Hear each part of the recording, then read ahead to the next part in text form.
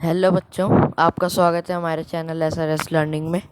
आज की जो हमारी वीडियो है वो क्लास 7th की इंग्लिश सब्जेक्ट की वर्कशीट नंबर 6 पर है, जो कि 12 अक्टूबर की डेट की है। तो पहले इसमें लिखा है कि let's revise the newly learned word of the chapter 3 questions. तो आपका एक चैप्टर है 3 क्वेश्चंस करके, उसका नेम है 3 क्वेश्चंस।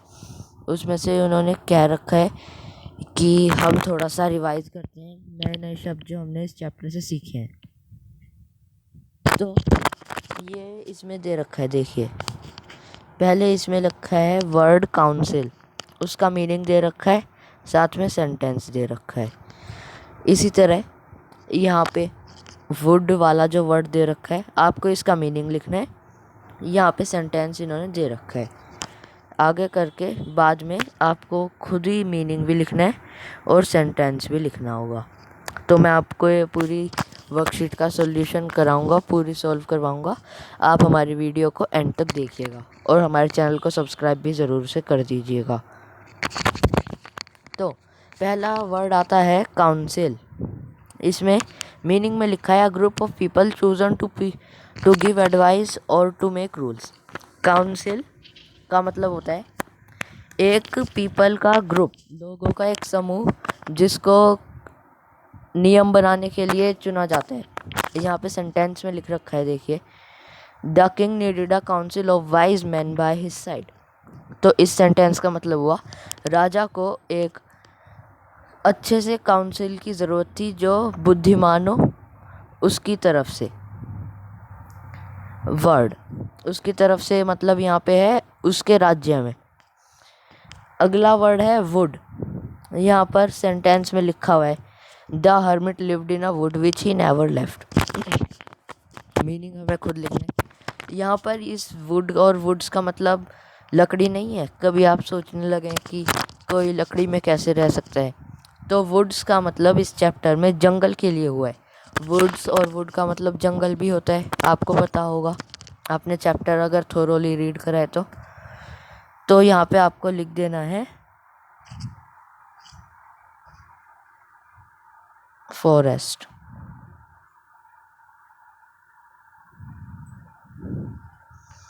अगला शब्द है अफेयर्स।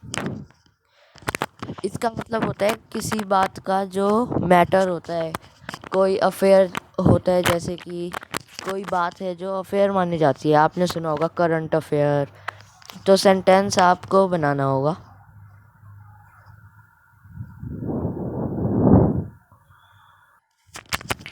अफेयर का मतलब होता है कोई बात होना। तो सेंटेंस में हम लिख सकते हैं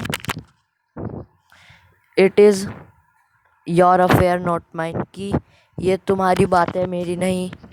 ऐसे आप खुद भी बना सकते हैं सेंटेंसेस को। ज़रूरी नहीं है हमारे वाले सेंटेंसेस ही लिखे वर्कशीट में, आप खुद भी बना सकते हैं अपनी सोच से। अगला शब्द है फेंटेड। फेंटेड का मतलब होता है बेहोश हो जाना। तो हम उसको लिखेंगे लूज कॉन्शियसनेस। इंग्लिश में लिखेंगे तो लूज कॉन्शियसनेस,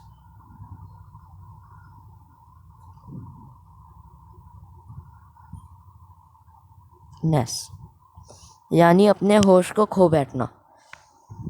अब हम उसका सेंटेंस लिखेंगे। आप हिंदी में बोलते होंगे ना कि उसने उसको मार के बेहोश कर दिया, तो हम लिख सकते हैं राजा फेंटेड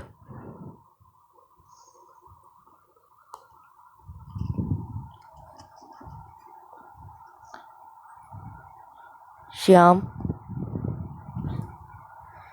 इन हिज वन पंच।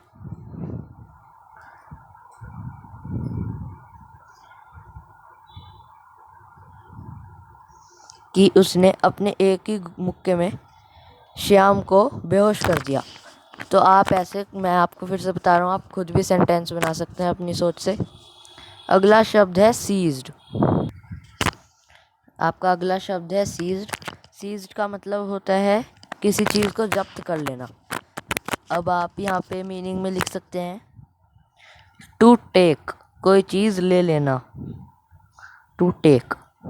सेंटेंसेस में आप लिखिए कि he seized his gun from his hand, उसने उसके हाथों से उसकी गन जब्त कर ली। आप लिख लीजिएगा, मैं आपको एक बार डिक्टेट करा देता हूँ। Ramesh seized Raju's gun from his hand. Ramesh ने राजू के हाथों से उसकी गन छीन ली। अगला शब्द है हर्मिट।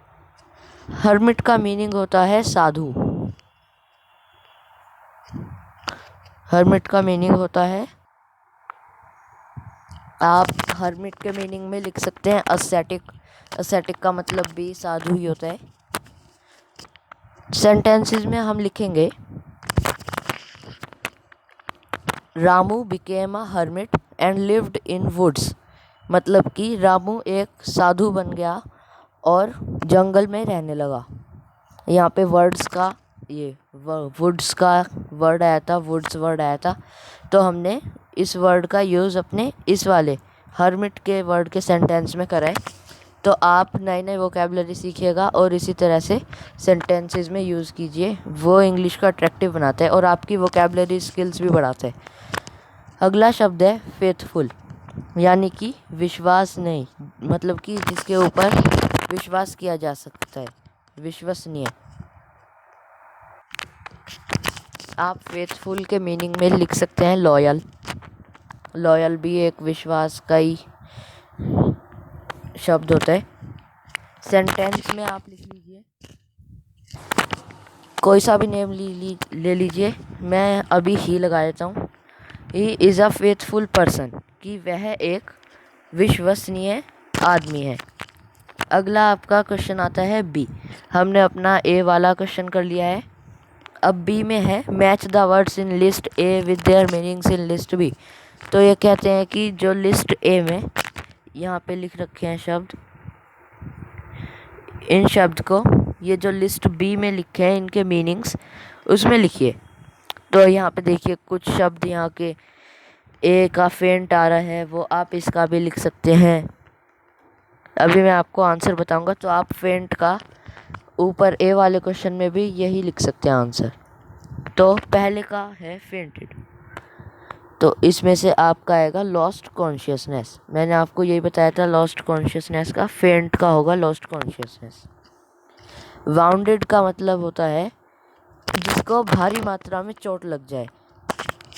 तो यहाँ पे लिखा है सीवरली इंजर्ड। इंजर्ड का मतलब चोट लगना होता है।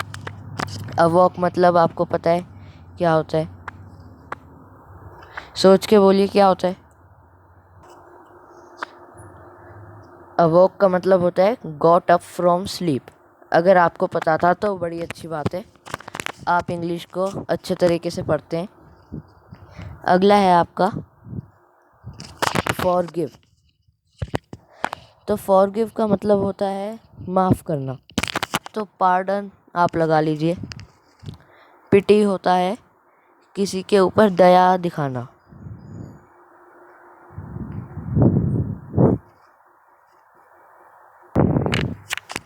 फिर बेड्स है आपका वर्ड। बेड्स में आप लगा दीजिए small patches of ground for plants. आपने देखा होगा कहीं फार्म्स वार्म्स में या जहाँ पे पौधे लगे होते हैं नर्सरी में, वहाँ पे ऐसे गोला लगा होता है, फिर यहाँ पे एक प्लांट होता है, फिर गोला लगा होता है, फिर एक प्लांट होता है। तो उन्हीं जो गोले लगे होते हैं वो बेड्स होते हैं। फिर आपका आखिरी वर्ड आता है रिटर्न। रिटर्न का मतलब होता है कोई चीज़ वापस दे देना, यानी कि गिव बैक। ओके, मेरे को लगता है आपको समझ आ गई होगी वर्कशीट। अगर आपको नहीं आई है तो एक बार हमारी वीडियो फिर से देख लीजिए और कमेंट सेक्शन में ज़रूर बताना कि आपको हमारी वीडियो कैसी लगी। लाइक और शेयर हमारी वीडियोस को करा कीजिए और हमारे चैनल को सब्सक्राइब भी कर दीजिए, क्योंकि हम आपके लिए ऐसी वीडियोस लाते रहते हैं। धन्यवाद।